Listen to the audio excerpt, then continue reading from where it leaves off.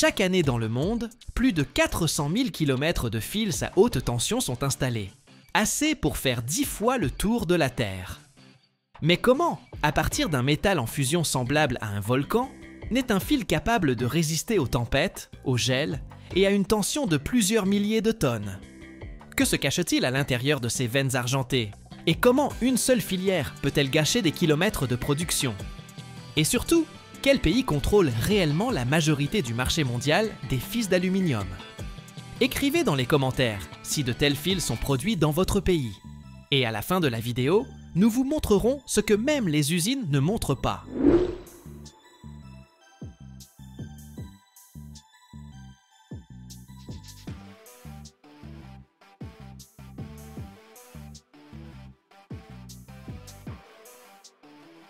Tout commence, comme il se doit pour les choses sérieuses, par le feu. Plus précisément, par la fusion des métaux destinés à devenir les conducteurs d'énergie pure sur des centaines de kilomètres. Le matériau principal des fils à haute tension est l'aluminium, parfois allié à du magnésium, du silicium ou du fer pour en augmenter la résistance. Il est léger, bon conducteur de courant, pas trop cher, et surtout, il résiste aux conditions extérieures, vent, pluie, gel, ultraviolet. Tout débute dans un four à induction ou à arc électrique, où des lingots d'aluminium ou de la matière première recyclée sont fondus à plus de 660 degrés Celsius. Mais fondre ne suffit pas. Il faut purifier le métal de ses impuretés, stabiliser sa structure, homogénéiser sa composition. Pour cela, on ajoute des fondants qui font remonter les scories à la surface, ainsi qu'un gaz inerte qui élimine l'hydrogène et l'oxygène du bain de fusion.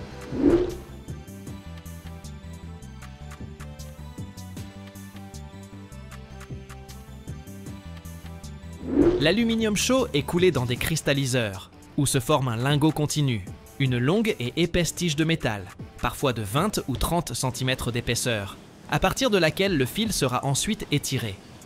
On appelle cela la coulée continue, car le processus ne s'arrête pas. Le métal en fusion est alimenté en permanence, et le lingot avance, se solidifiant lentement. À ce stade, le futur fil ne se ressemble pas encore. C'est une billette massive, brillante, tiède, semblable à la colonne vertébrale d'un titan endormi. Quand le métal a déjà pris forme et s'est solidifié, ce n'est pas encore un fil. C'est juste un muscle sans fibres. Et pour qu'il devienne flexible, résistant et long, il faut l'étirer. Cette étape est l'une des plus cruciales de la production.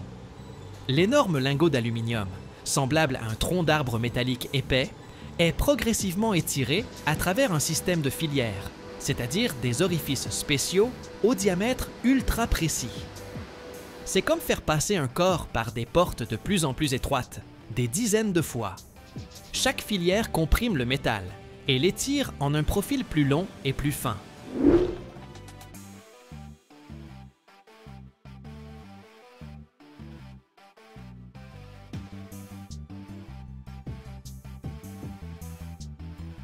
Ce processus s'appelle le tréfilage. Et bien qu'il se déroule sur un équipement de haute technologie, il est étonnamment intuitif. L'aluminium devient ce qu'il doit être à travers une pression et un étirement répétés. Chaque passage réduit le diamètre de quelques millimètres, mais ajoute des mètres de longueur. En même temps, il est essentiel de ne pas surchauffer le métal. Le frottement pourrait lui faire perdre sa plasticité et le faire craquer. C'est pourquoi les tréfileuses sont équipées de systèmes de refroidissement qui arrosent le fil d'huile ou d'eau additionnée, maintenant une température stable. Parfois, à ce stade, on ajoute une âme en acier au fil. C'est un câble fin et résistant qui sert de colonne vertébrale. Un tel fil est alors appelé conducteur en aluminium à âme d'acier, ACSR, Aluminium Conductor Steel Reinforced.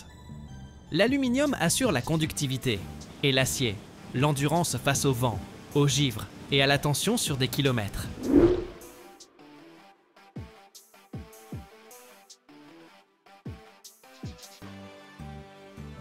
Finalement, d'un lingot épais et silencieux naît un fil de lumière, brillant, droit, lisse.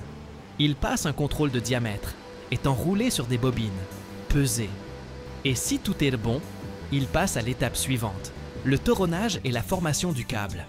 Que se passe-t-il ensuite? Les longs fils d'aluminium sont rassemblés en faisceaux, généralement de 6 à 61 brins, dans un seul conducteur. On les tresse en hélice, chaque couche tournant dans le sens opposé à la précédente, pour que le câble ne se détorde pas, ne se déforme pas sous la charge et conserve sa flexibilité. Au centre, on trouve parfois une âme en acier, un câble rigide autour duquel, comme des fibres musculaires, s'enroulent les brins d'aluminium. Il ne conduit pas le courant, mais supporte le poids et assure la stabilité.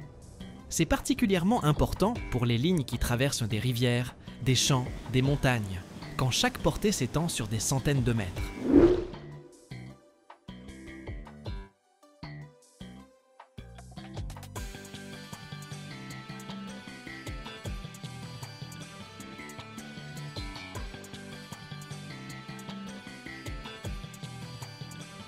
Une grande machine à toronner, semblable à un fuseau géant, travaille sans relâche. Elle tourne, tend, redresse. Le machiniste observe à travers un panneau transparent si une spirale n'est pas devenue trop serrée ou trop lâche. Car même une erreur d'1 millimètre sur 10 km de fil, c'est déjà une menace. Bien que l'aluminium ne craigne pas la corrosion, on applique souvent un revêtement supplémentaire sur le fil.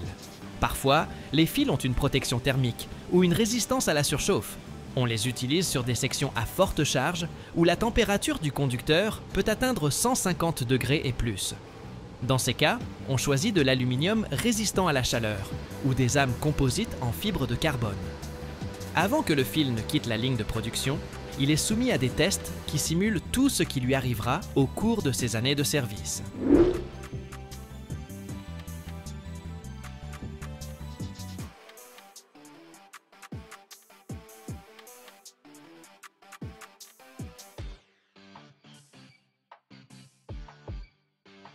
On l'étire jusqu'à sa limite. On le charge avec une masse, on le tord et on le plie. C'est pour savoir s'il supportera la tension entre deux pylônes, s'il ne se désagrégera pas après 1000 cycles de vibration dus au vent. Ensuite, on branche le conducteur à une source de haute tension et on le chauffe à sa température de fonctionnement. On regarde si la structure ne commence pas à fluer, si le revêtement ne se décolle pas. On vérifie également la résistance du fil au courant. Idéalement, presque aucune, car moins il y a de résistance, moins il y a de pertes dans le système. Pour finir, on place un morceau de fil dans une chambre avec du brouillard, du sel, des ultraviolets, et on le laisse là pendant plusieurs semaines. S'il rouille ou perd sa flexibilité après ça, il n'ira pas sur le terrain. Le fil fini est enroulé sur d'énormes tourets, des bobines pesant jusqu'à plusieurs tonnes. Un seul touret, c'est plusieurs kilomètres de conducteurs, soigneusement disposés en couches. Chacun a son passeport, composition, date, test, lot, conditions de stockage. Car un fil, ce n'est pas juste un fil. C'est une œuvre d'ingénierie avec du caractère, qui doit fonctionner pendant des décennies sans aucun droit à l'erreur. Ensuite, camion, train, bateau. Et il part pour l'endroit où il sera tendu entre des pylônes, monté par des spécialistes, mis à la terre, connecté. Et dès qu'on mettra la tension, il se mettra à chanter d'un léger bourdonnement, à peine perceptible dans l'air. Ce sera le son confirmant que la lumière arrivera là où on l'attendait.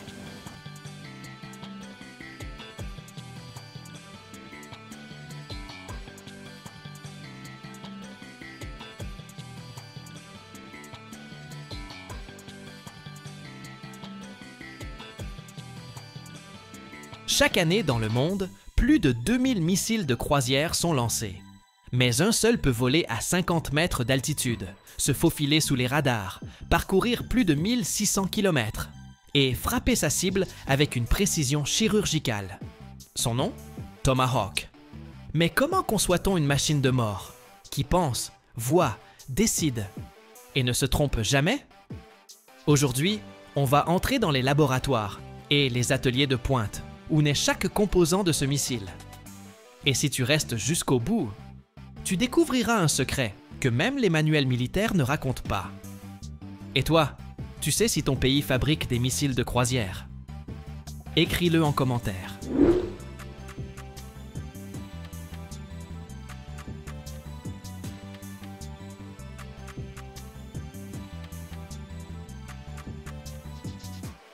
La conception du Tomahawk, c'est une symphonie de formules, de vecteurs et de calculs. Les ingénieurs ne dessinent pas juste un fuselage. Ils résolvent des équations qui doivent traverser l'air au centimètre près. Chaque surface, chaque courbe, chaque ouverture de tuyère est modélisée dans des logiciels de conception assistés par ordinateur, testés en simulation aérodynamique. Objectif: créer un corps capable de parcourir plus de 1600 km, tout en restant presque invisible au radar, et parfaitement stable à 30 ou 50 mètres du sol. Ce n'est pas juste un missile, c'est un petit avion de reconnaissance, en mission suicide. Dans les simulateurs numériques, on teste la force du vent, la résistance à 880 km/h, l'effet de la pluie, de la poussière, du sel marin. On vérifie même comment la navigation réagit en cas de brouillage ou de redémarrage du système embarqué. Une seule erreur, et au lieu de toucher sa cible, le missile frappe une grange au milieu de nulle part.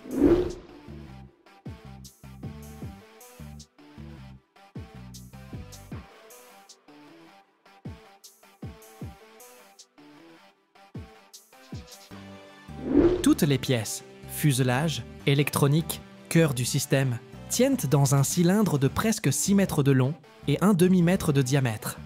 C'est un art à part entière, emballer la mort, avec élégance.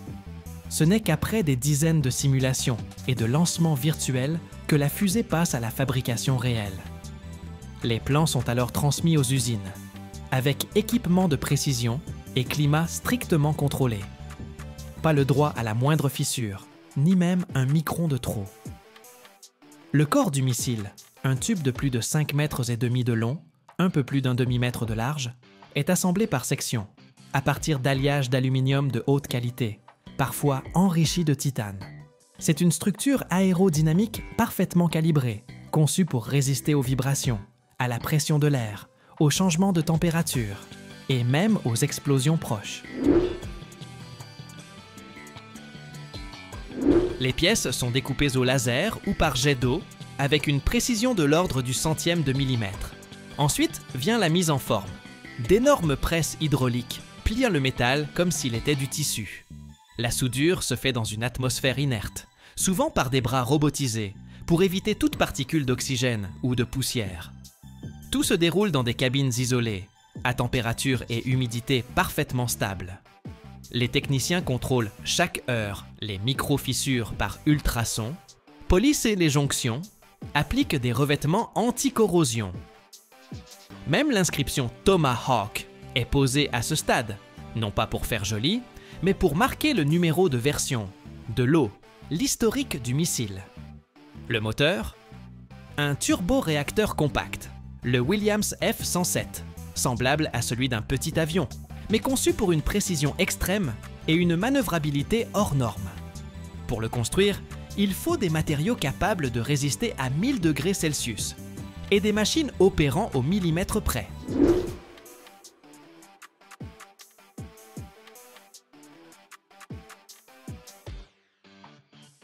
Les pales de turbine sont faites d'alliage de nickel, dans une forme qui tient plus de la sculpture que de la pièce industrielle. Elles sont moulées en fonderie de précision, puis polies jusqu'au miroir, pour minimiser la résistance de l'air. Le compresseur et la chambre de combustion sont une mosaïque complexe. Bagues, joints, carters. Chaque pièce est testée pour son étanchéité, car un minuscule défaut, et le missile ne décolle même pas. La tuyère est en alliage thermorésistant, conçu pour supporter les flammes, sans se déformer. Sa forme est calculée pour offrir un maximum de poussée, avec un minimum de carburant. Le montage du moteur se fait en salle blanche, comme en laboratoire. Technicien en combinaison stérile, température contrôlée, humidité stable, chaque geste est mesuré.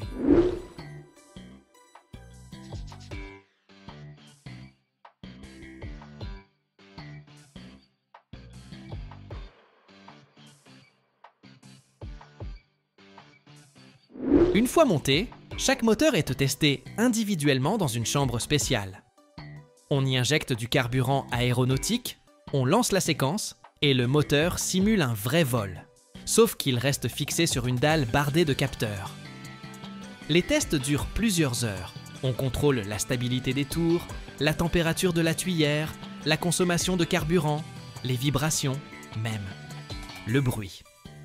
Car oui, le son pourrait trahir la position du missile en vol. Et seulement lorsque le moteur a chanté en hangar, on l'installe dans le corps du Tomahawk. C'est comme si on lui insufflait la vie, chaude, bruyante, mais maîtrisée à la goutte près. Le fuselage est prêt, le moteur en place. Mais le missile, lui, n'est pas encore vivant. Il ne sait encore rien. Il faut l'éveiller. À l'intérieur, un véritable cerveau. Microprocesseur, capteur, antenne, mémoire. Lorsqu'on l'assemble, tout ça est silencieux.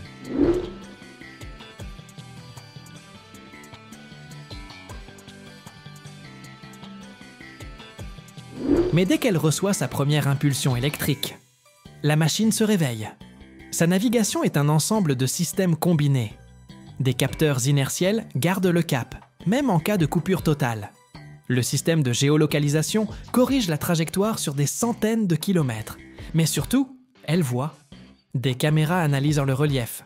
Chaque colline, ravin, pont est comparée à la carte en mémoire. S'il y a une forêt là où il devrait y avoir un champ, elle comprend que quelque chose cloche. Et elle décide. Le système de pilotage, c'est un réseau nerveux. Souple, réactif, précis.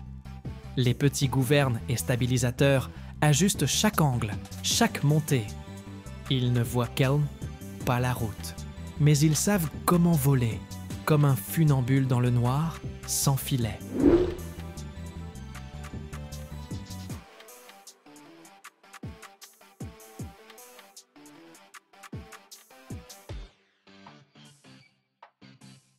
Et enfin, le plus important, ce qui transforme un bijou d'ingénierie en arme, sa charge explosive. À l'extérieur, un simple cylindre. Mais à l'intérieur, un explosif capable de percer du béton, de détruire des blindés, de pulvériser des abris. On le fabrique à part, en environnement stérile. Aucune étincelle, aucun électron libre. Tout est froid, calme, maîtrisé. Ici, on ne corrige pas les erreurs. On les empêche. Avant l'assemblage final, chaque composant est contrôlé. Rayon X, vibration, électronique. Puis vient le montage. Silencieux. Lent. Comme si quelqu'un assemblait une vieille horloge qui ne sonnera qu'une seule fois. Et quand tout est prêt, le missile repose dans son conteneur. Il ne clignote pas. Il ne fait pas de bruit. Il attend. Son vol est encore à venir. Mais lui est déjà prêt.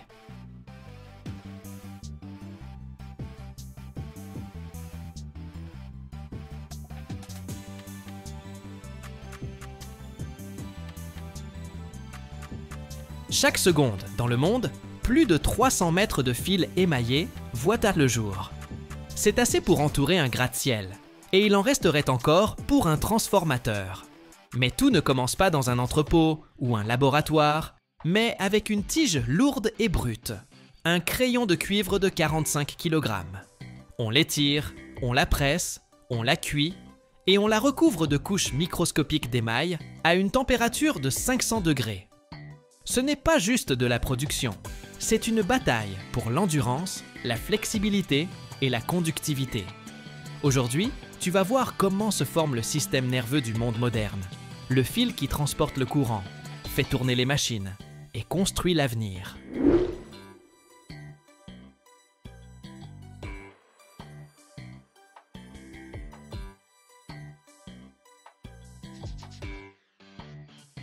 Tout ne commence pas par de l'éclat, mais par du brut, une tige de cuivre grossière, épaisse comme un crayon, lourde comme un haltère, 8 mm de diamètre, plus de 45 kg.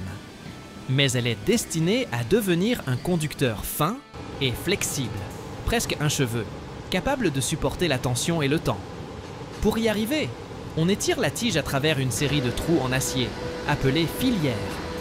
C'est une machine à tréfiler, une machine qui ressemble à une bête musclée, qui tire le cuivre avec une telle force que le métal commence à changer de nature.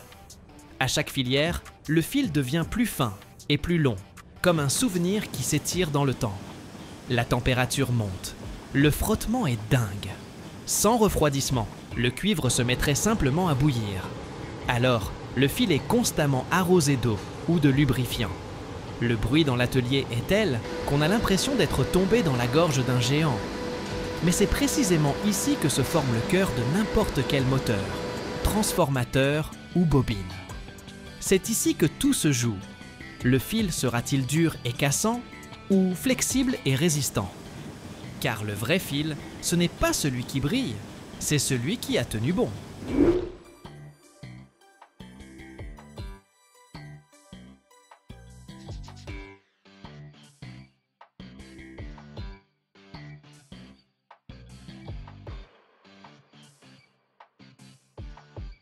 Après que le fil de cuivre a survécu à la presse de tréfilage, il reste un peu traumatisé. Il y a en lui une fatigue microscopique, une tension interne, une fragilité. Il est tendu à l'extrême, comme les nerfs pendant une deadline. Si on laissait les choses en l'état, il se casserait au moment le plus crucial. Alors, on l'envoie dans un four de recuit, un long tunnel chaud à travers lequel le fil passe, comme au purgatoire. À l'intérieur, près de 400 degrés Celsius. Une chaleur de folie.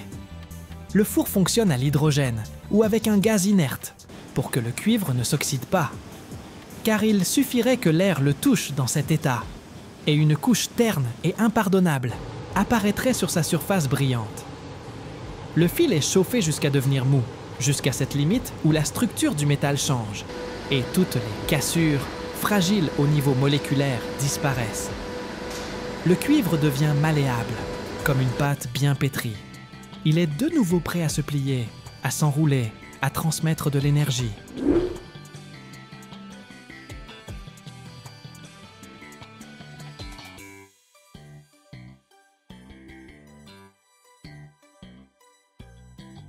L'opérateur près du four surveille la température, comme un grand-père surveille sa soupe, avec attention, sans se presser. Il le sait, ici, on ne peut pas trop cuire. Et on ne peut pas sous-cuire non plus. Tu te souviens de ce moment dans les films, quand le héros enfile son armure avant le combat final? C'est exactement ça. Le cuivre a passé l'épreuve de la pression et du feu. Et maintenant, il est temps de le rendre isolé, mais pas enfermé, protégé, mais conducteur. L'émail entre en scène. Ce n'est pas l'émail des casseroles. C'est un vernis spécial, transparent, fin comme un souffle, mais solide comme le roc. Sa formule, c'est le secret de l'usine. Des polymères thermorésistants qui peuvent supporter la chaleur, le froid, le courant et le temps. Le processus commence par un bain ou une buse, où le fil de cuivre passe à travers l'émail liquide. Vite, instantanément, sans s'arrêter. Ensuite, le four. Un autre. Cette fois, pas pour nettoyer, mais pour cuire le revêtement. Température, près de 500 degrés. L'émail se polymérise, c'est-à-dire qu'il se transforme littéralement de liquide en un revêtement protecteur solide. Microscopique, mais fiable.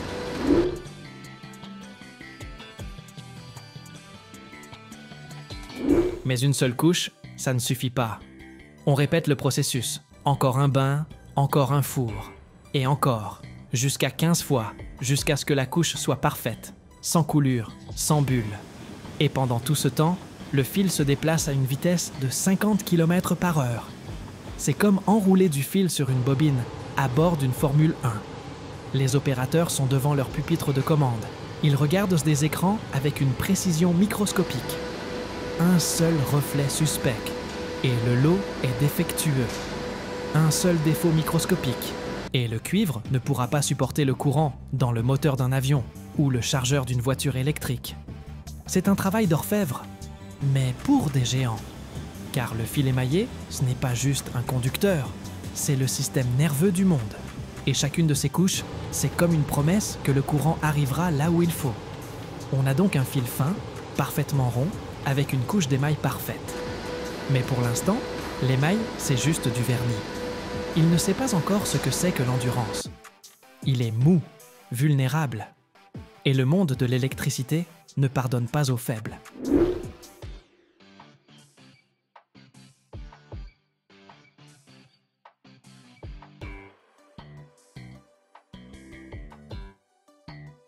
Le fil entre dans les fours de traitement thermique. Ce sont des sortes de grille-pain géants, mais au lieu du pain, il y a du cuivre, et au lieu du fromage, des polymères. La température est d'environ 500 degrés.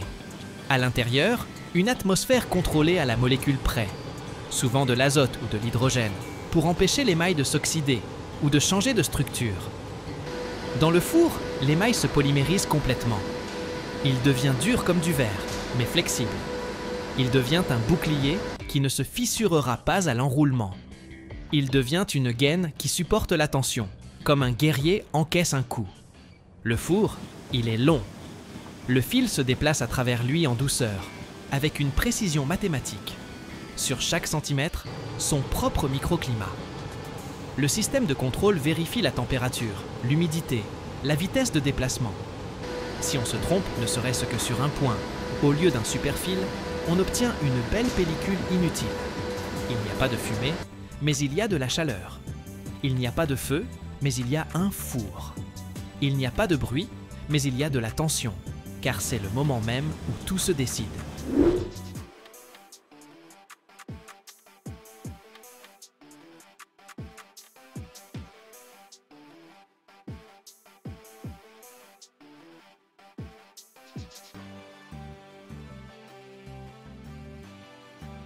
Quand le fil sort du four, ce n'est plus juste du cuivre dans du vernis.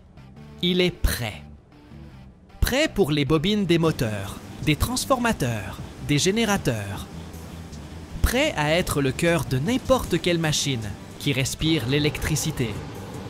Dès que le fil sort du four chaud, il brille littéralement. Pas au sens figuré, mais physiquement. Mais attendre simplement qu'il refroidisse, ce n'est pas notre méthode. Ici, tout est synchronisé, comme l'atterrissage d'une navette spatiale. On le fait passer immédiatement par des sections de refroidissement. Le plus souvent, un refroidissement à l'air ou à l'eau. Dans le premier cas, de puissants ventilateurs qui soufflent comme un ouragan. Dans le second, de fines douches d'eau qui enveloppent le fil, comme une brume matinale. Parfois, on utilise aussi un refroidissement à l'huile, si on a besoin d'une douceur particulière. Mais il y a une nuance. L'émail, après la polymérisation, est encore chaud et un peu fragile. On ne peut pas le choquer avec un changement de température brutale. C'est pourquoi la température et l'intensité du refroidissement sont super précises. C'est presque un processus méditatif. Réduire la chaleur, mais sans tuer l'esprit.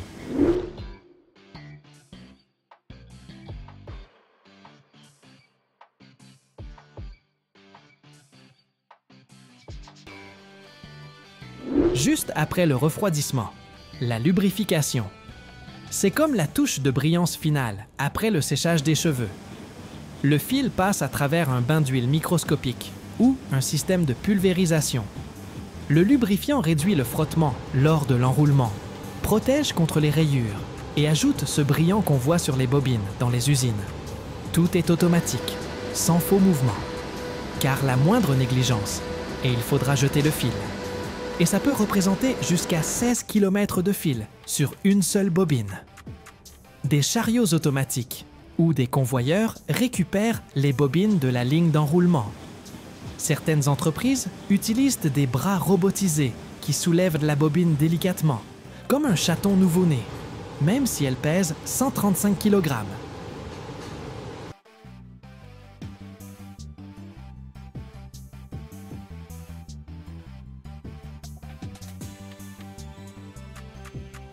Des milliers de tonnes de pression. Une vitesse de plus de 60 mètres par seconde. Et aucun droit à l'erreur. Au cœur d'une usine étincelante, où le grondement des presses se mêle au bruissement du métal, naît un matériau indispensable dans toutes les cuisines, les hôpitaux et même les fusées spatiales. C'est la feuille d'aluminium, plus fine qu'un cheveu humain, mais solide comme une armure. Comment transformer un lourd bloc d'aluminium en une bande brillante presque transparente? Comment atteindre une épaisseur parfaite de 6 microns, sans plis, fissures ou taches? On va te montrer comment, à partir de métal en fusion, naît la feuille d'aluminium qui conserve la chaleur, la stérilité et même la vie. Regarde bien, tu vas découvrir comment naît la plus fine arme de notre quotidien moderne.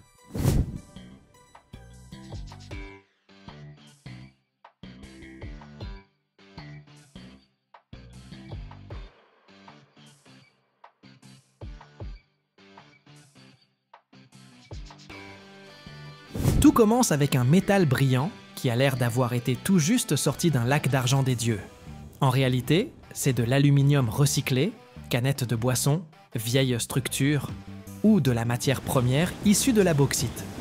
On le jette dans d'immenses fours industriels, où règne une température d'environ 660 degrés, le point de fusion de l'aluminium. À l'intérieur, il ne fait pas juste chaud, c'est l'enfer. Le métal se transforme lentement en une masse liquide brillante qui ressemble à un miroir fondu. Et c'est là que la magie opère. On ajoute des alliages spéciaux, silicium, cuivre ou manganèse, pour donner à la feuille la dureté, l'élasticité et la résistance thermique nécessaires. C'est en gros la première recette de ce qu'on appellera plus tard la feuille d'aluminium parfaite.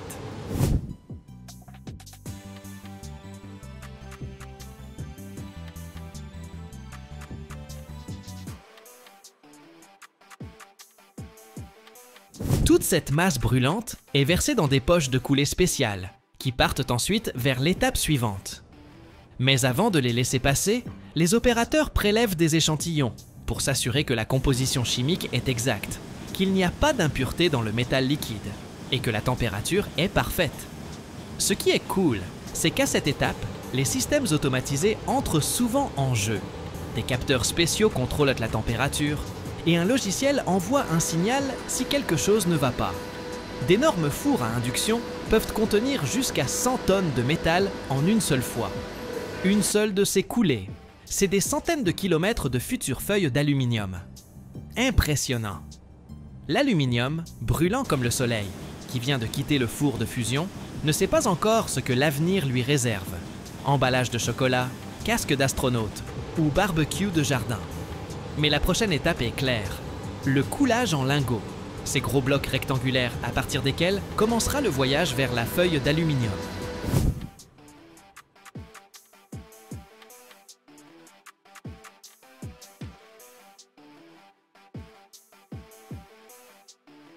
Le métal liquide est versé dans des machines de coulée en continu spécial. Elles le refroidissent instantanément, d'une température de plus de 600 degrés à 60 degrés, formant des blocs massifs pouvant atteindre 8 mètres de long et pesant jusqu'à 10 tonnes. Ce n'est pas encore une feuille, pas une bande, juste une ébauche. Mais elle doit déjà être parfaitement homogène, car la moindre petite bulle d'air ou particule étrangère dans la structure, et la feuille craquera plus tard, comme les nerfs avant une deadline. Le contrôle qualité ici est aussi de haute précision. À cette étape, on utilise des diagnostics par ultrasons, un peu comme ceux qu'on fait aux femmes enceintes, sauf que, au lieu d'un bébé, il y a une future feuille d'aluminium. On cherche les défauts internes, micro-fissures, cavités, défauts de remplissage. Dès que les lingots refroidissent, ils sont envoyés pour un traitement mécanique. On égalise la surface, on la polit, on la marque. Ils ne sont plus anonymes. Chaque lingot a son numéro, son histoire et ses caractéristiques. On peut suivre son parcours depuis la coulée jusqu'au rouleau de feuilles d'aluminium fini.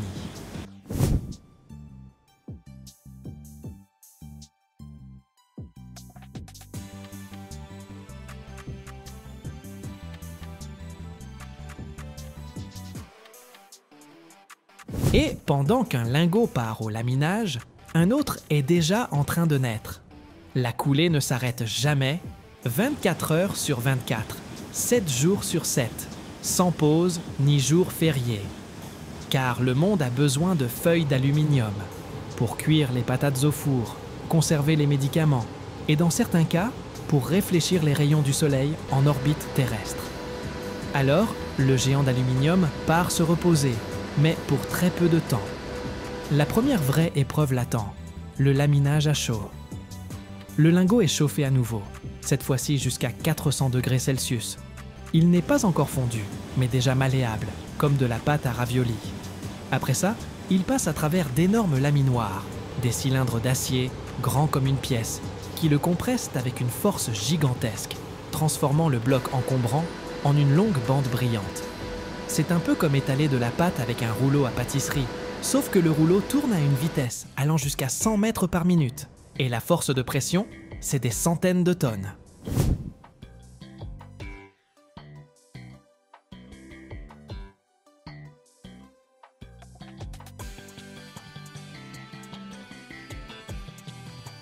À chaque passage, la feuille devient plus fine et plus longue. Si au début son épaisseur étant de presque 60 cm, après quelques passages d'achaux, elle est inférieure à 10 mm.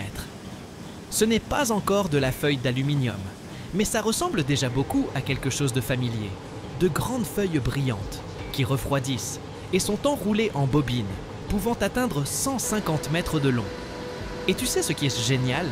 Le laminage à chaud, ce n'est pas juste une simple compression physique. Ce qui compte ici, c'est la structure du grain du métal, son élasticité, sa tension interne.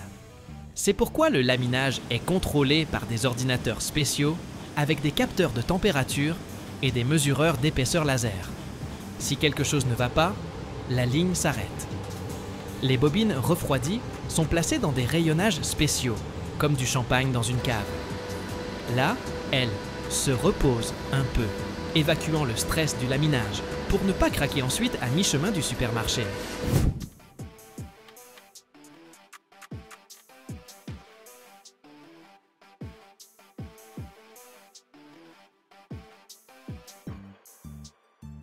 Après le laminage à chaud, la bobine d'aluminium ressemble à une tôle de toit de supermarché.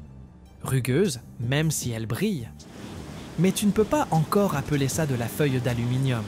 Il faut la magie de la précision. Et cette magie, c'est le laminage à froid qui l'a créée.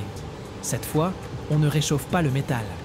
Au contraire, la bande est passée dans des laminoirs de haute précision, à température ambiante, où elle est comprimée encore plus fort par les rouleaux.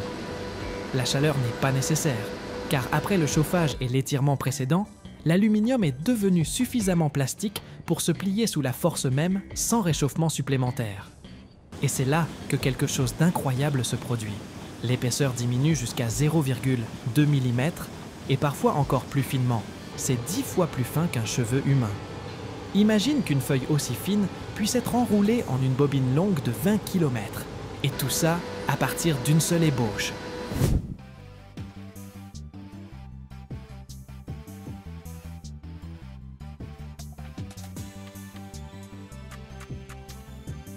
Le processus ressemble à un jeu délicat entre les rouleaux d'acier et le métal fragile. Mais la moindre erreur, et la feuille se déchire ou se froisse. C'est pourquoi le contrôle est presque de l'orfèvrerie ici. Ultrasons, lasers, scanners optiques. Tout travaille en synchronisation pour que la bande reste parfaitement droite, lisse, sans micro-fissures, ni bosses. Et un autre détail, le brillant miroir de la feuille d'aluminium. Ce n'est pas de la peinture ou du vernis. C'est le résultat du laminage par paire. Deux feuilles ensemble, les côtés brillants vers l'extérieur. Celles qui sont en contact avec les rouloirs deviennent mates et les extérieures brillantes. Ensuite, on les sépare simplement.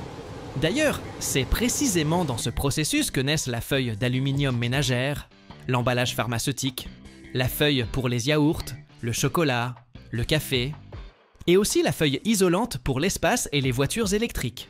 Tout ça, c'est le même matériau, juste traité et coupé différemment. Et dès que la feuille atteint l'épaisseur voulue, elle est trempée dans des fours pour éliminer les tensions internes et préparée pour l'étape finale, la découpe et l'emballage.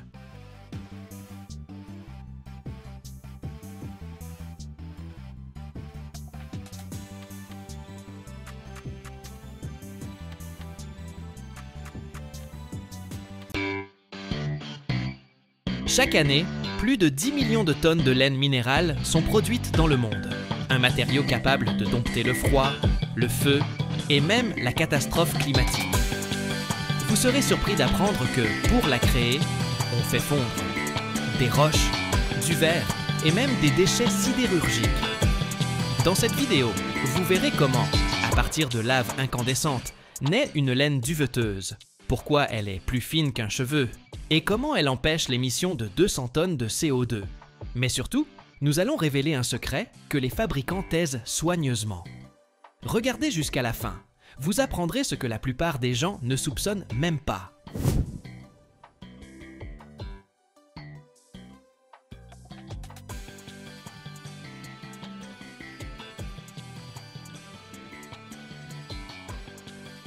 À la base de cette transformation magique se trouve une matière première, offertes par la nature elle-même ou par l'industrie.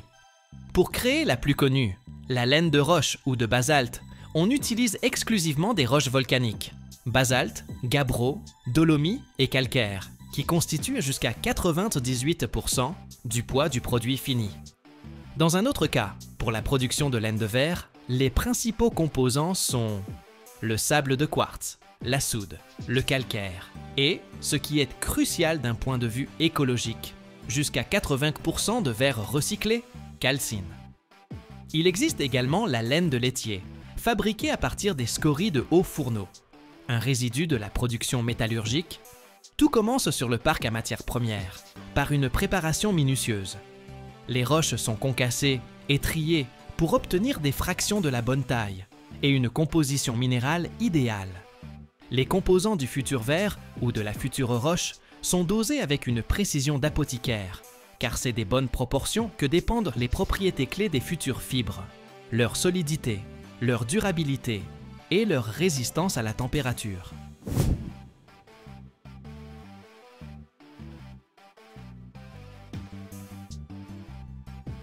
Ensuite, le mélange préparé, que les professionnels appellent la composition, est envoyé vers son cœur ardent, le four de fusion.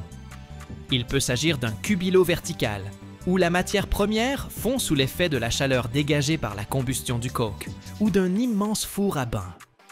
Ici, à une température de 1400 à 1500 degrés, les composants solides se transforment en une masse en fusion homogène et visqueuse. Ce processus est surveillé en permanence, car le moindre écart de température peut altérer la viscosité de la masse, et donc influencer l'épaisseur et la longueur des futures fibres.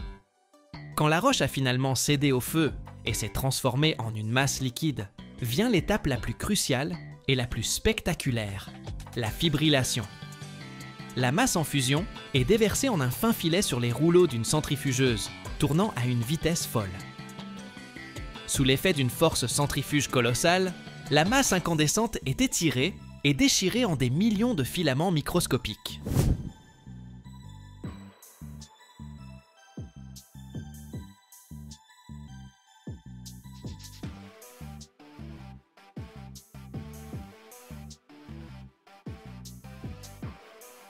Pour les rendre encore plus fins, on y dirige en plus un puissant jet de gaz chaud ou de vapeur.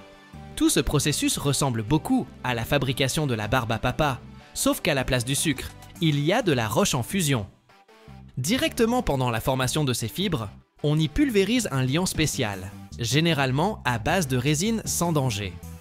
Il est nécessaire pour lier les milliards de filaments individuels en un tout cohérent. On y ajoute également des additifs hydrofuges qui confèrent au futur isolant ses propriétés déperlantes. Un nuage de ces fibres fraîchement créées, déjà traitées avec le liant, se dépose doucement sur un large convoyeur en mouvement. Un mécanisme pendulaire spécial les répartit uniformément sur toute la largeur, formant un premier tapis, encore lâche et doux. C'est ici que se met en place la future structure du matériau, chaotique ou stratifiée, dont dépendront ses caractéristiques mécaniques.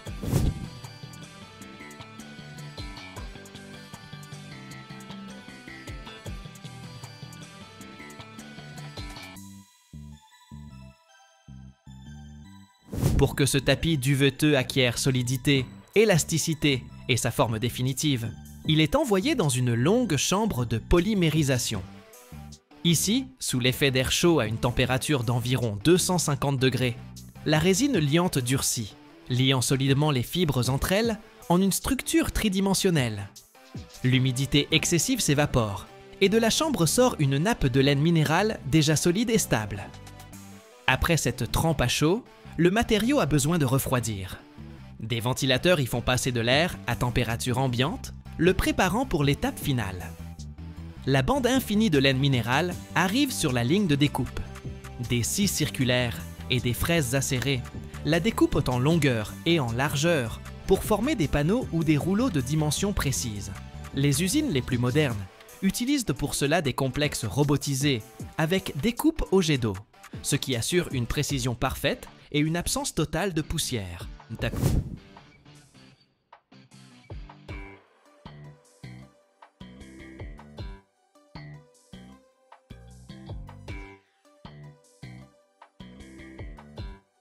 La dernière étape avant que l'isolant ne parte sur les chantiers, c'est l'emballage.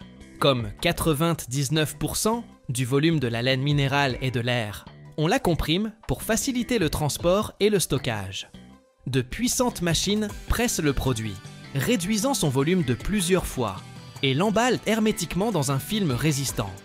Mais pas d'inquiétude, grâce à l'extraordinaire élasticité des fibres. Après déballage, le matériau retrouve en quelques minutes son épaisseur initiale et toutes ses propriétés uniques, prêtes à servir pendant des décennies, en conservant la chaleur et le confort de nos maisons. Il est important de noter que les usines modernes ont transformé la production en un processus pratiquement sans déchets. Toutes les chutes et les restes de matériaux sont collectés et retournés au tout début du cycle, dans le four de fusion, économisant ainsi les ressources naturelles et l'énergie.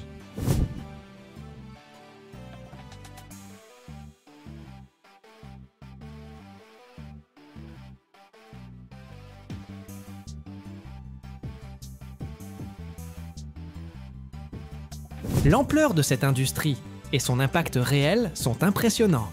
Le marché de la laine minérale en Europe est un secteur gigantesque, où la production annuelle dépasse les 10 millions de tonnes. Selon les estimations des experts, sur 50 ans d'exploitation, chaque tonne de laine minérale produite permet d'éviter l'émission de plus de 200 tonnes de dioxyde de carbone, grâce aux économies d'énergie sur le chauffage et la climatisation. Cette contribution colossale à la lutte contre le changement climatique fait de ce matériau non seulement un produit de construction, mais aussi un élément stratégique pour l'avenir. Bien que la laine minérale semble douce dans sa masse, chaque fibre individuelle est une aiguille microscopique de verre ou de roche. Son diamètre n'est que de 3 à 7 micromètres, soit environ 10 fois plus fin qu'un cheveu humain. Au contact du matériau, surtout lors de sa découpe, une partie de ces fibres minuscules mais fragiles se brise. Les fragments pointus se déposent sur la peau et irritent mécaniquement ses couches supérieures, provoquant une sensation de picotement ou de démangeaison.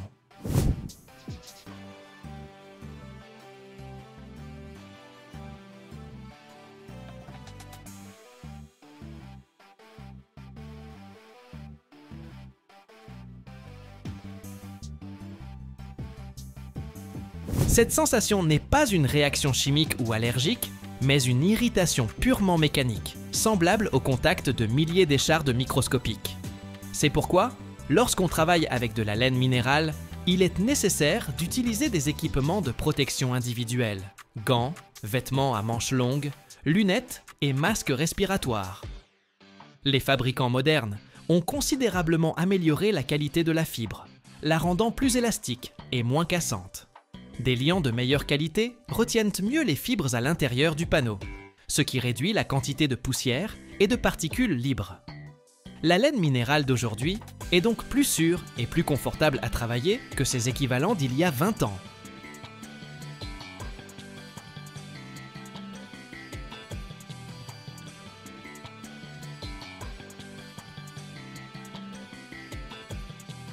Chaque année, plus de 150 millions de mètres cubes de contreplaqué sont produits dans le monde, assez pour faire plusieurs fois le tour de la Terre avec un train longeant l'équateur.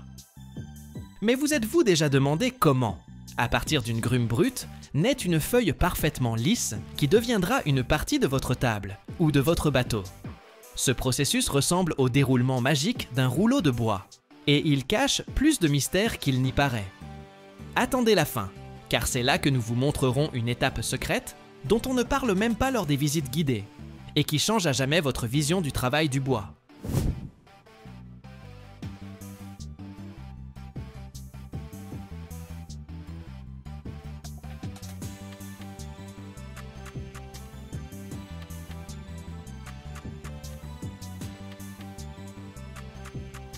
Tout commence en forêt, où l'on sélectionne les meilleurs spécimens pour la production de contreplaqué. Il faut des troncs parfaitement droits, cylindriques, sans trop de nœuds ni de défauts, principalement du bouleau, de l'aulne, du pin ou d'autres essences. Après leur livraison à l'usine, les grumes subissent une première étape de préparation très importante, le traitement hydrothermal. Elles sont immergées dans d'immenses bassins d'eau chaude, où elles passent plusieurs heures, parfois même une journée entière. Ce véritable spa pour grumes a un but purement pratique. L'eau chaude ramollit le bois, le rendant plus plastique et plus souple.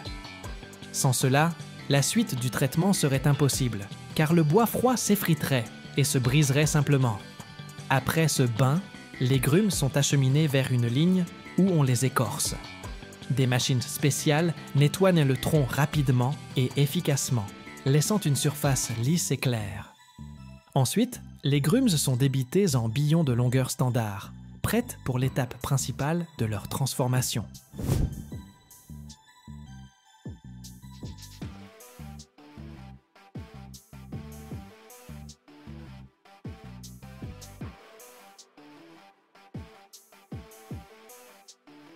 Le cœur de tout le processus de fabrication du contreplaqué, c'est la dérouleuse. C'est ici que se produit quelque chose d'incroyable, qui contredit notre perception habituelle du travail du bois. La grume préparée, serrée aux deux extrémités, se met à tourner à une vitesse vertigineuse autour de son axe. Un long couteau, affûté comme une lame de rasoir et installé parallèlement à l'axe de rotation, s'approche lentement. En pénétrant dans le bois, il ne commence pas à enlever des copeaux, mais une bande continue et ininterrompue d'à peine 1 ou 2 mm d'épaisseur. C'est comme si on déroulait un rouleau géant d'essuie-tout. La machine déroule littéralement le tronc, tel un parchemin ancien, transformant un cylindre volumineux en une bande plate et longue. Cette bande s'appelle le plaquage.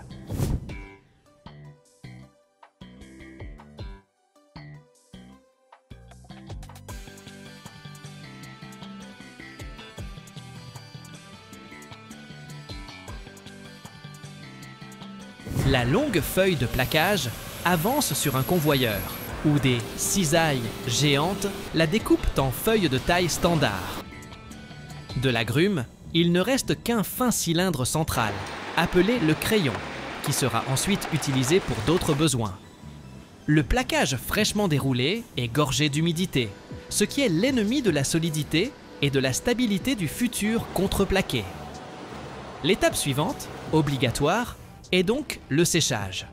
Les feuilles de plaquage sont introduites dans de longs séchoirs à plusieurs niveaux. À l'intérieur, comme sur les étagères d'une armoire géante, les feuilles avancent lentement sur un convoyeur, tandis que de l'air chaud les souffle intensément de tous côtés. La température et la vitesse de l'air sont rigoureusement contrôlées pour sécher le plaquage de manière uniforme et éviter qu'il ne se fissure ou ne se déforme. En quelques minutes, les feuilles humides et flexibles deviennent des pièces légères, un peu cassantes et parfaitement sèches, prêtes pour le collage.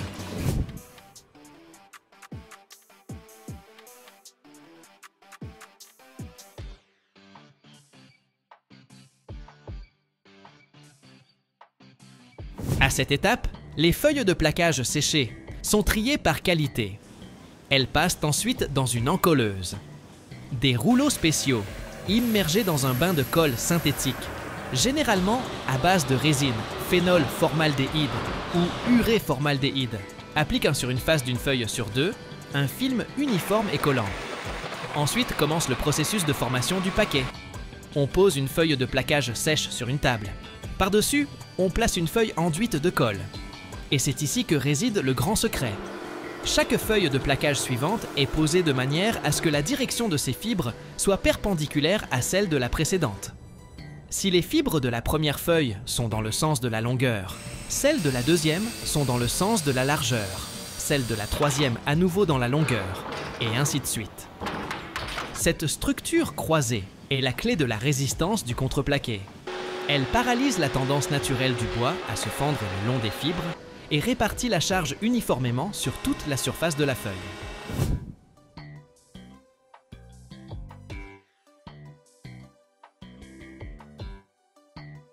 C'est précisément pour cette raison que le contreplaqué est aussi résistant dans toutes les directions. Le nombre de couches dans un paquet est toujours impair, afin que la structure soit symétrique et que les couches extérieures aient la même orientation de fibres. Les paquets de plaquage ainsi formés sont acheminés vers la section la plus puissante de la production, la presse à chaud. C'est une structure colossale à plusieurs étages, entre les plateaux de laquelle on charge simultanément plusieurs dizaines de futures feuilles de contreplaqué. Lorsque la presse est chargée, les plateaux commencent à se rapprocher. Avec une force énorme, atteignant des dizaines de kilogrammes par centimètre carré, les plateaux comprimant les paquets de plaquage, les transformant en blocs denses et fins. Simultanément, les plateaux sont chauffés à une température de 150 degrés Celsius. Sous l'effet de la haute pression et de la température, la colle se polymérise, pénétrant dans les pores du bois et liant les couches de manière indissociable en un monolithe incroyablement résistant.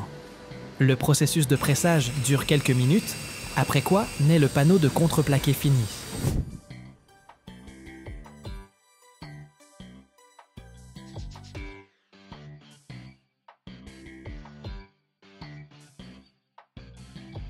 Les panneaux de contreplaqué, encore chauds, sortent de la presse et sont empilés pour un refroidissement progressif. C'est important pour éviter les tensions internes dans le matériau. Après refroidissement, les panneaux subissent une finition finale. De puissantes scies circulaires équarristent les bords, donnant aux panneaux des dimensions géométriques précises. Vient ensuite le tour du ponçage. Les panneaux passent dans des ponceuses à bandes abrasives continues, qui rendent leur surface parfaitement lisse et plane. Après cela, chaque panneau subit un contrôle qualité rigoureux. Les inspecteurs l'examinent à la recherche de défauts, délaminage, nœuds, fissures, taches de colle. Selon la qualité de sa surface, le contreplaqué se voit attribuer une certaine classe et un marquage correspondant est appliqué. Les piles de contreplaqué finies, triées et emballées sont envoyées à l'entrepôt pour devenir ensuite des meubles, des maisons, des navires et d'innombrables autres constructions, démontrant au monde entier comment l'intelligence humaine peut perfectionner la nature elle-même.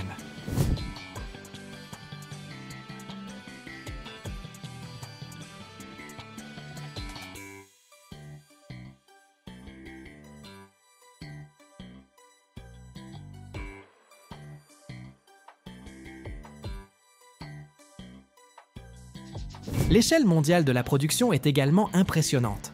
Chaque année, plus de 150 millions de mètres cubes de contreplaqué sont produits dans le monde. Si l'on chargeait toute cette quantité dans des wagons de chemin de fer, le train ainsi formé ferait plusieurs fois le tour de notre planète le long de l'équateur.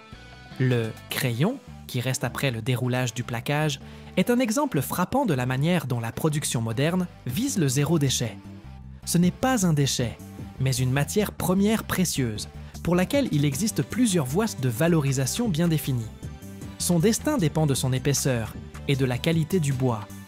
Si le cylindre est suffisamment massif, il est envoyé sur une ligne de sciage où il trouve une seconde vie sous forme de bois d'œuvre.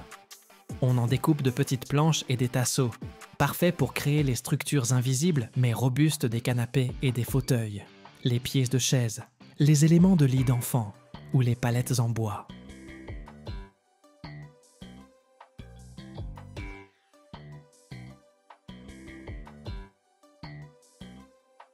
Votre sèche-cheveux est cassé? Attendez, ne le jetez pas tout de suite à la poubelle. Chaque année, ce sont 50 millions de tonnes d'appareils électroniques qui finissent en montagnes de ferraille.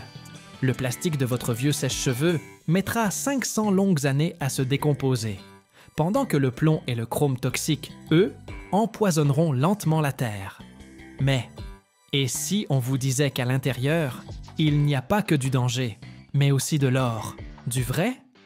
Et que près de 90% de votre appareil, qui semble bon à jeter, peut en fait être transformé en quelque chose d'utile. Dans cette vidéo, on va suivre le voyage incroyable d'un sèche-cheveux. Depuis votre salle de bain, jusqu'à une usine high-tech, pleine de robots, de presses et de fours chauffés à 1500 degrés Celsius. Regardez bien jusqu'au bout pour découvrir comment un simple sèche-cheveux participe à un processus de recyclage franchement étonnant.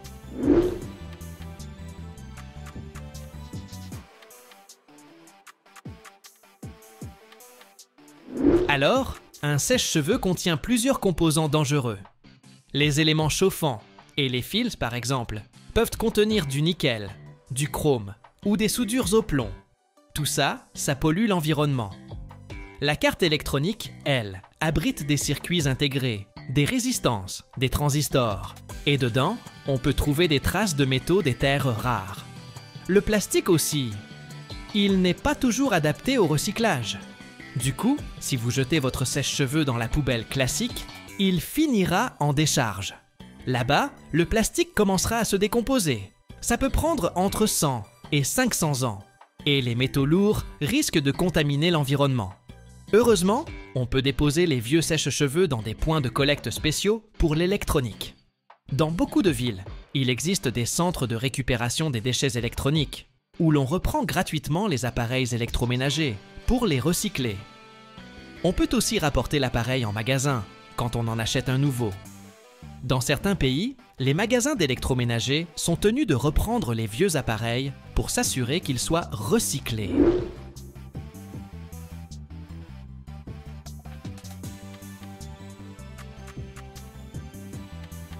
Autre option, l'atelier de réparation ou une association caritative. Si le sèche-cheveux fonctionne encore, même un peu, on peut essayer de le faire réparer ou bien le donner à quelqu'un qui en a besoin. Et si vous êtes vraiment motivé, vous pouvez même le démonter vous-même et apporter les différents matériaux au recyclage. Bon, c'est plus compliqué, c'est vrai. Mais ça permet de récupérer des métaux précieux et de réduire au maximum les déchets. Franchement, pour moi, le plus simple reste de le déposer pour le recyclage. Comme ça, il partira avec d'autres appareils vers une usine spécialisée. Là-bas, le processus de recyclage commence dès la collecte et le transport. Les sèche-cheveux sont rassemblés dans de grands conteneurs, des bacs qui font entre 1000 et 5000 litres, puis transportés par camion ou par conteneur. Une fois à l'usine, les appareils sont triés par catégorie. On met d'un côté les gros appareils, de l'autre le petit électroménager, et encore ailleurs les appareils électroniques. Les sèche-cheveux, eux, sont dirigés vers une ligne de démontage spécifique. Ils sont d'abord inspectés par des employés qui portent des gants et des combinaisons de protection, histoire d'éviter tout contact avec des substances potentiellement dangereuses.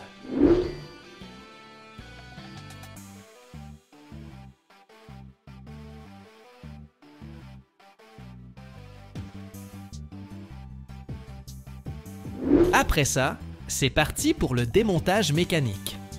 Les appareils avancent sur un tapis roulant, où une presse automatique vient casser la coque en plusieurs morceaux. Ensuite, des bras robotisés s'occupent de dévisser les vis, de séparer l'élément chauffant et les fils. Puis, c'est au tour du moteur d'être retiré. Il est intéressant car il contient du cuivre dans son bobinage. Une fois que toutes les pièces principales sont extraites, elles sont triées par type de matériau. Le plastique, par exemple, passe dans un broyeur qui le réduit en petits morceaux de 5 ou 10 mm.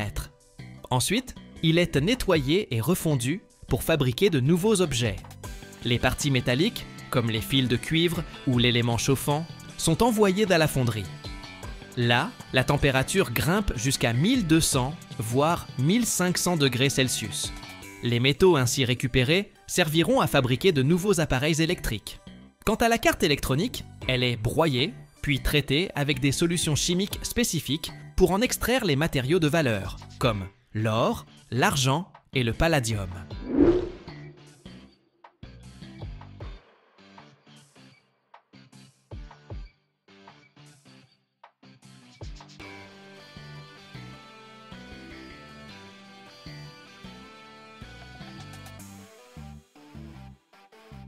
En moyenne, près de 90% des matériaux qui composent un sèche-cheveux peuvent être recyclés.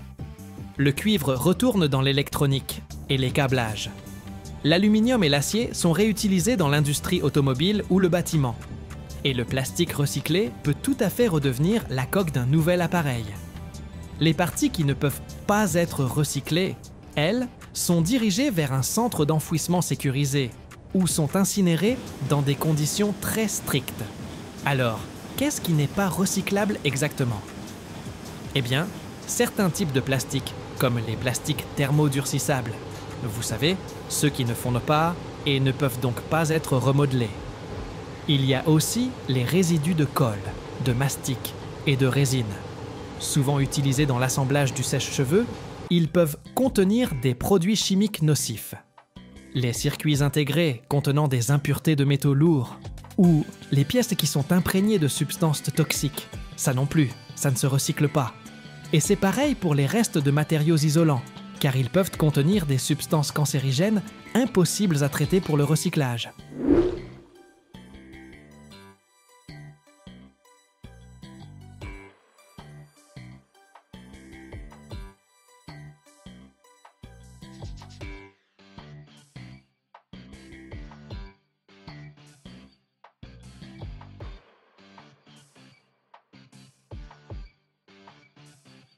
Chaque année, le monde produit plus de 50 millions de tonnes de déchets électroniques, et seulement 20% environ sont correctement recyclés. Les sèche-cheveux, comme d'autres petits appareils, finissent trop souvent à la poubelle classique. Là, leur plastique pollue l'environnement pendant des siècles, et leurs métaux lourds contaminent l'eau et le sol. Si chacun d'entre nous prenait l'habitude d'apporter ces vieux appareils au recyclage, ça aiderait vraiment à réduire la quantité de déchets dangereux, à préserver nos ressources naturelles et aussi à diminuer les émissions de dioxyde de carbone. Tout simplement parce que réutiliser les matériaux existants demande beaucoup moins d'énergie que d'en extraire de nouveaux. Rien qu'aux États-Unis, par exemple, on génère environ 7 millions de tonnes de déchets électroniques par an. Et là encore, seulement 20% sont officiellement recyclés. Une fois démontées, donc, toutes les pièces du sèche-cheveux passent par une étape de tri selon leurs matériaux.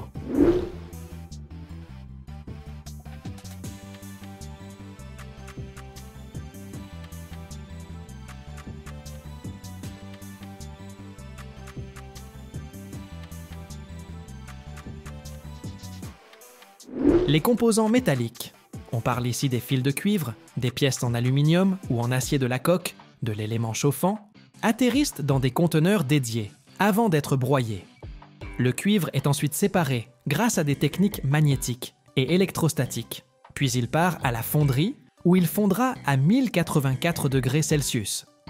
L'acier et l'aluminium sont également refondus et serviront à fabriquer de nouvelles pièces pour l'électroménager ou pour l'industrie automobile. Les pièces en plastique, la coque, les boutons, l'isolation des fils, sont elles aussi broyées, mais en granulés. Ensuite, elles sont lavées et triées par type de plastique. Certains types pourront être transformés en nouvelles coques pour des appareils électroniques. Les pièces métalliques, une fois compressées en briquettes bien denses, prennent la route vers les usines métallurgiques. Là, elles seront fondues et réintégrées dans la production de nouvelles pièces. Le plastique, lui, est conditionné dans de grands sacs et transporté vers des usines spécialisées dans le recyclage des plastiques. Il y sera refondu pour fabriquer de nouveaux objets, comme des boîtiers pour l'électronique ou des composants pour les voitures.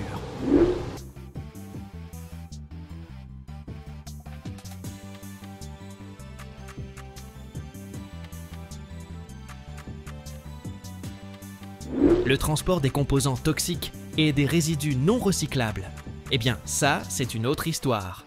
C'est un processus extrêmement réglementé, qui demande des autorisations très spécifiques. Pour pouvoir transporter ce genre de matière, l'entreprise doit détenir une licence spéciale pour la manipulation de matériaux dangereux. Tous les conteneurs doivent être clairement étiquetés selon les normes internationales et être accompagnés de toute la paperasse nécessaire. Le transport lui-même se fait obligatoirement dans des camions spécialisés, équipés de conteneurs métalliques parfaitement étanches, histoire d'éviter toute émanation toxique ou fuite de liquide. Les chauffeurs, eux, suivent une formation spéciale, parce qu'en cas d'accident, la moindre erreur de manipulation pourrait déclencher une véritable catastrophe écologique. Si ces déchets ultimes ne peuvent pas être incinérés en toute sécurité, ils sont alors conduits vers des décharges spécialement conçues pour les matériaux toxiques. Là, ils sont enfermés dans des capsules en béton hermétique ou confinés dans des enveloppes de protection multicouches. Tout ça, c'est fait pour garantir qu'aucune substance nocive ne puisse s'échapper et contaminer l'environnement.